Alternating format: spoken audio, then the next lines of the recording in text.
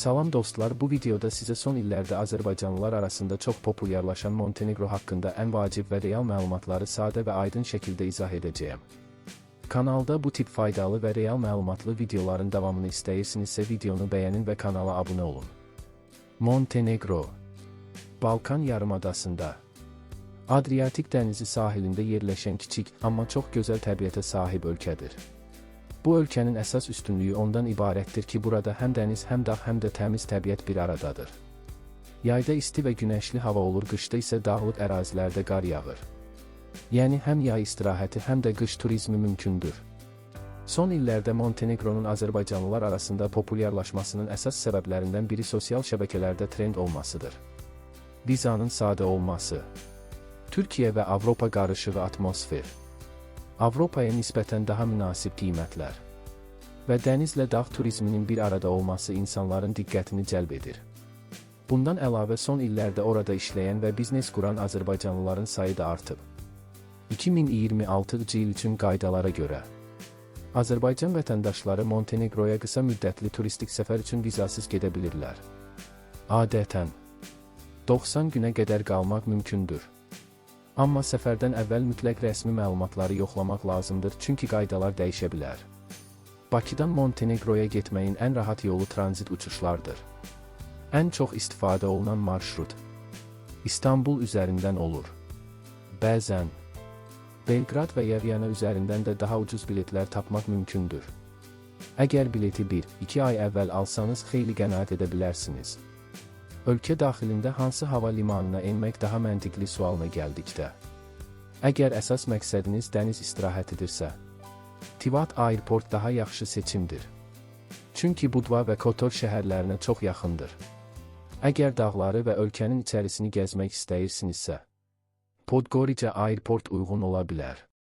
Gəzmək üçün ən ideal şəhərlərə gəldikdə, birinci yerdə Budva gəlir.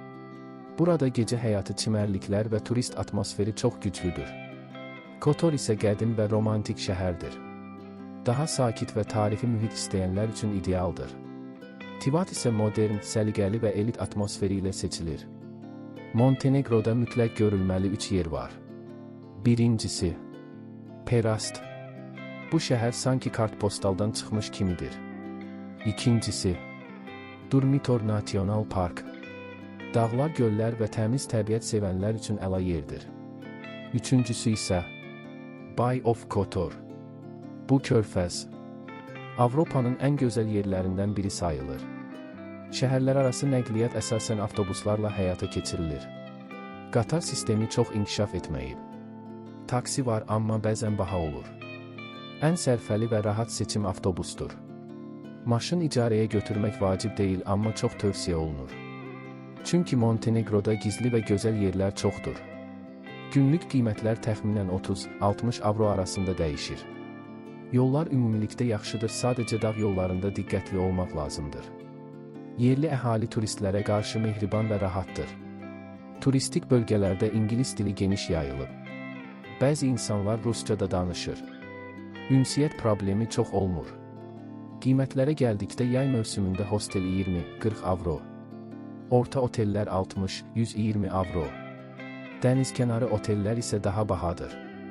Mövsümdən kənar dövrdə qiymətlər xeyli aşağı düşür.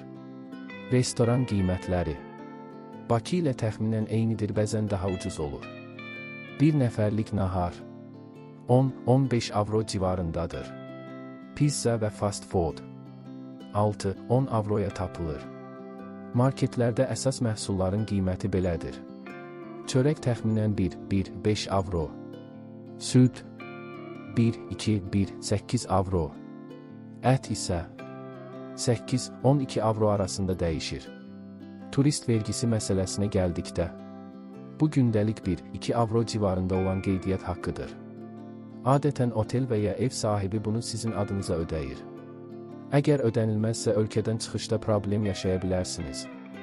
Bir həftəlik səyahət üçün təyyarə bileti xaric, orta səviyyədə 600-900 avro büdcə kifayət edir. Montenegroda 2026 il üçün minimum əmək haqqı təxminən 600-700 avro. Orta maaş isə 800-1100 avro civarındadır. Yay mövsümündə turizm sahəsində daha çox qazanmaq mümkündür. Azərbaycanlılar əsasən turizm, restoran, satış, tikinti və bəzi hallarda ötə və onlayn işlərdə çalışırlar. Uzun müddətli qalmaq üçün kirayə qiymətləri şəhərə görə dəyişir. Kiçik evlər 300-500 avro, sahil şəhərlərində isə 500-900 avro arasında olur. Qışda qiymətlər aşağı düşür. Montenegro mətbəxi bizim damaq dadına çox yaxındır. Ət yeməkləri, kabab, balıq, şorbalar və Balkan mətbəxinə aid cevapi kimi yeməklər Azərbaycanlılara uyğundur. Yekun olaraq, Montenegro daha çox qısa müddətli səyahət və yay mövsümü iş üçün yaxşı seçimdir. Əgər yüksək maaşlı və planlı işiniz yoxdursa, uzun müddətli köç üçün ideal ölkə sayılmır. Amma sakit, təhlükəsiz və təbiət içində həyat istəyənlər üçün maraqlı alternativ ola bilər. İstəsəm bu mətnin daha emosional və viral versiyasını da hazırlaya bilərəm.